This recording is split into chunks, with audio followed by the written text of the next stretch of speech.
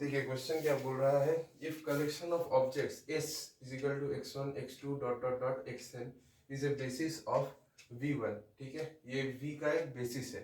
Okay, तो हम एक काम कर लेते हैं, हम R3 की बात कर लेते हैं। R3, तो R3 का अगर हम बेसिस बनाते हैं तो वो क्या होगा, set of vectors that are linearly independent और सारे बाकी के वेक्टर्स को स्पैन कर सकता है। सो हम एक काम करते हैं, हमारा बेसिस ये बना लेते हैं। ठीक है, 1 0 0। ओके, फिर यहाँ पे क्या आएगा, 0 1 0, यहाँ पे क्या आएगा 0 0 1। ठीक है, इसको हम अपना बेसिस बनाते हैं and is a basis of v and y1 y2 से लेके yn be the set of independent vectors in v। ठीक है, अगर सेट ऑफ इंडिपेंडेंट, अब मान लेते हैं हमारा जो वेक्टर है वो R3 है, तो सेट ऑफ इंडिपेंडेंट वेक्टर्स क्या है, वो है ym तक है। ठीक है, ym तक है, तो हमारा सवाल क्या है, m हमेशा n से छोटा या इक्वल होना चाहिए। अब देखो सेट ऑफ इंडिपेंडेंट वेक्टर्स जो है, ठीक है, तो क्या ये बात सही है, be a set of independent vectors in V. तो अगर हमारा वी लेते हैं तो वहां पे अगर सेट ऑफ इंडिपेंडेंट वेक्टर्स हम लेते हैं तो वो क्या हो जाएगा, तो वो भी हमारा यही होना चाहिए। अगर हम आर क्यूब की बात करें, क्योंकि अगर हम कोई भी दूसरा वेक्टर ले लेते हैं, जैसे मैं आपको बताता हूँ, जैसे अगर हम ये लेंगे तो ये सेट ऑफ इंडिपेंडेंट वेक्टर्स होगा, ये अगर हम बेसिस मान लेते हैं। ठीक है, अगर हम यहाँ पे कोई और वेक्टर लेंगे तो वो डिपेंडेंट हो जाएगा, देखिएगा बस।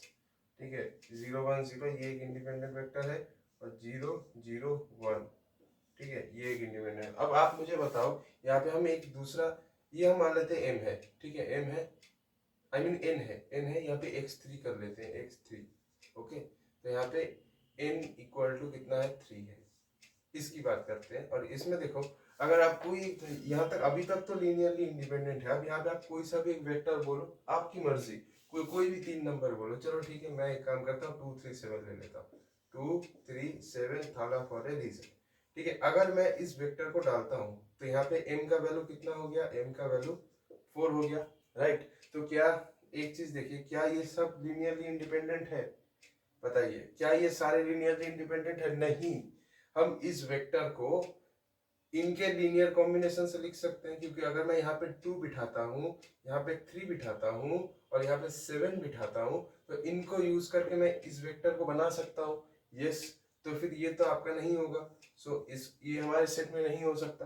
तो m का वैल्यू क्या होना चाहिए, 3 होना चाहिए, या 3 से छोटा होगा तो भी चलेगा, लेकिन n से बड़ा नहीं हो सकता। n से बड़ा अगर एक एक्स्ट्रा वेक्टर आपने कोई सा भी डाल दिया, ठीक है, तो वो आप बाकी के 3 इंडिपेंडेंट वेक्टर्स का यूज करके बना ही लोगे। ठीक है, so m less than equal to n होना चाहिए हमेशा, या तो m 3 इक्वल टू 3 हो सकता है। अगर आप यहाँ पे 2 लेते तो 2 लेस देन 3 ये भी चलता, मतलब m का वैल्यू हमेशा n से छोटा होना चाहिए। तो ये बात बिल्कुल सही है, तो मैं यहाँ पे ट्रू लिखता हूँ। आई होप समझ में आया होगा।